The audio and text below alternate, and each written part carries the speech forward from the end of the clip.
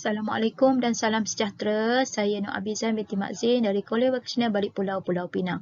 Hari ini saya akan membentangkan satu tajuk kajian bertajuk Meningkatkan Keupayaan Mengerti Fakta Sejarah dalam kalangan pelajar SPM 1 KRG Kolej Vokasional Balik Pulau melalui teknik pembelajaran berasaskan projek.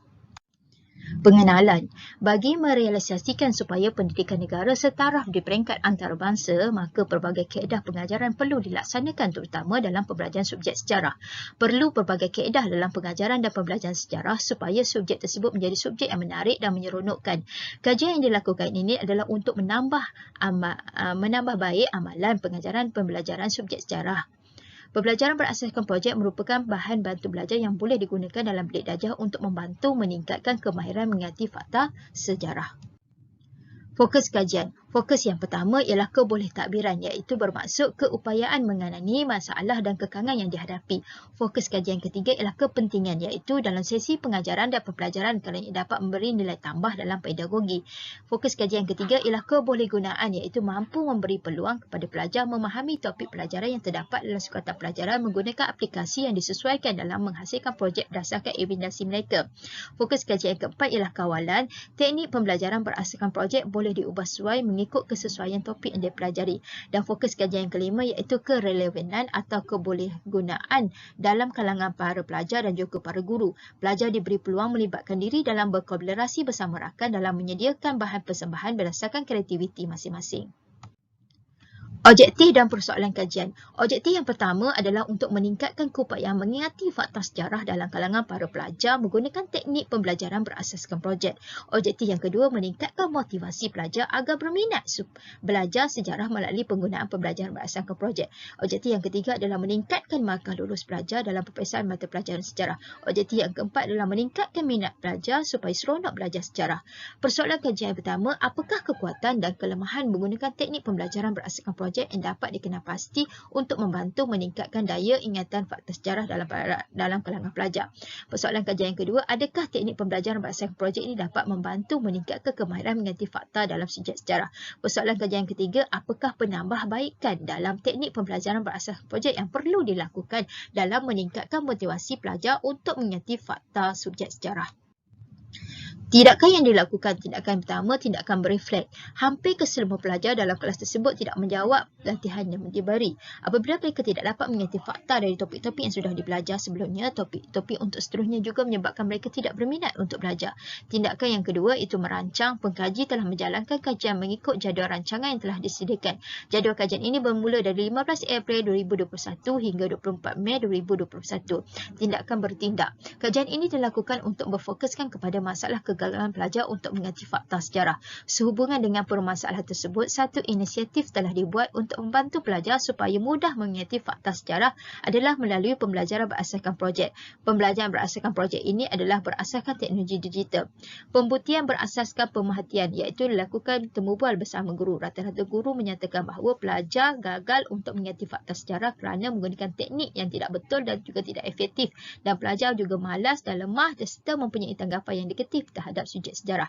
Temubual juga dilakukan kepada kumpulan sasaran pelajar iaitu rata-rata pelajar mengatakan memang tidak dapat mengerti fakta sejarah kerana terdapat beberapa masalah seperti letih, banyak fakta yang perlu diingat, bahan untuk mengerti fakta sejarah tidak menarik dan membosankan serta tidak yakin dengan jawapan yang diberi. Pembuktian berdasarkan kepada ujian menjawab latihan sebelum pelaksanaan pembelajaran berasaskan projek. Rata-rata pelajar tidak dapat menjawab soalan latihan yang diberi kerana gagal untuk mengerti fakta sejarah. Kaedah pembelajaran berasaskan projek ini dilaksanakan melalui kajian, menyediakan satu topik yang dipelajari dalam buku teks. Yang kedua, melakukan beberapa tindakan untuk menjayakan kaedah pembelajaran berasaskan projek. Langkah pertama, pelajar diberi satu topik seperti yang terdapat dalam buku teks. Langkah kedua, pelajar diberi penerangan oleh guru yang mendalam tentang isi-isi fakta yang perlu yang dipelajari daripada buku teks. Langkah tiga, Selepas selesai jelaskan oleh guru, pelajar diminta untuk membaca semula perbincangan topik itu melalui rujukan buku teks. Langkah keempat, pemberian topik yang terdapat dalam buku teks kepada para pelajar. Para pelajar diberikan beberapa kumpulan berdasarkan fakta yang perlu diingat seperti faktor, perkembangan atau kesan mengikut topik yang terdapat dalam sukatan. Pelajar akan berbincang bersama rakan-rakan sama ada topik perbincangan melibatkan mengingat topik, memahami topik dan presentasi untuk dikongsi fakta sejarah bersama rakan-rakan lain menggunakan aplikasi PowerPoint, Google Site, Canva atau sebagainya. Pelajar diberi masa untuk mengingat, memahami dan membuat presentasi pelajar di hadapan kelas untuk memberitahu kepada rakan-rakan yang lain tentang fakta yang perlu diingat. Langkah yang kelima, guru menilai hasil kerja pelajar dengan menggunakan teknik memberi bayang tentang fakta yang perlu diingat oleh pelajar.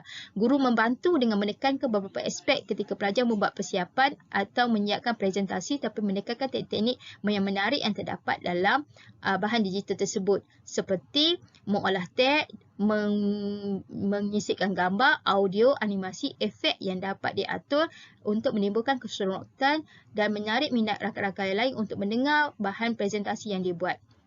Langkah yang keenam, guru akan memberikan pujian dan ganjaran hadiah kepada pelajar yang berjaya menyiapkan presentasi dengan baik. Topik yang terdapat dalam buku teks, pelajar diberi beberapa kumpulan.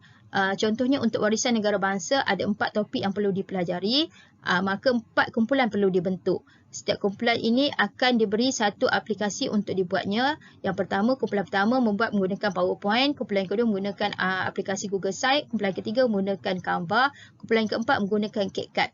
Pembelajaran berasaskan projek ini merupakan satu pendekatan yang lebih moden dalam meningkatkan kualiti dalam pengajaran pembelajaran sejarah. Ini adalah gambar-gambar membuktikan bahawa pelaksanaan pembelajaran berasaskan projek ini berjaya membantu pelajar menimbulkan keseronokan seterusnya dapat membantu pelajar mengingati fakta sejarah. Ini adalah bukti menunjukkan kejayaan pembelajaran berasaskan projek iaitu pelajar berjaya mengingati fakta sejarah dan melalui kejayaan pelajar dapat menjawab soalan latihan yang diberi. Kaedah pengumpulan data dan cara menganalisis data. Ada 3 kaedah pentafsiran. Cara pengumpulan data meningkatkan prestasi pelajar. Kemudian terdapat soalan subjektif. Satu soalan sebelum dan selepas melaksanakan teknik pembelajaran berasaskan projek. Penganalisan data menterjemah peratus kejayaan pelajar menjawab soalan. Kaedah kuantitatif, peratus dan perubahan peratus memperlihatkan dalam graf dan rajah. Kaedah yang kedua, pemerhatian, melihat sikap pelajar, menulis di field note. Melalui menganalisa data tersebut, pengkaji menterjemah sikap pelajar, juga dapat menggunakan kaedah kualitatif. Yang ketiga, kaedah yang ketiga yang digunakan temu bual, melalui temu bual berstruktur, mentafsir setiap jawapan yang diberikan oleh pelajar dalam taksesi yang disediakan. Dapatan kajian melalui ujian pra dan pos yang dilakukan melihatkan perbandingan di antara kejayaan pelajar dapat menjawab soalan latihan yang diberi melalui kaedah pembelajaran berasaskan projek. Ini adalah carta yang menunjukkan perbandingan ujian pra dan ujian pos menjawab soalan latihan. Yang juga dan jatuh lagi adalah perbandingan min ujian pra dan ujian pos iaitu sebanyak 50.3% kejayaan pembelajaran berasaskan projek. Aspek-aspek yang diambil daripada dapatan kajian pemerhatian melalui field note yang dibuat.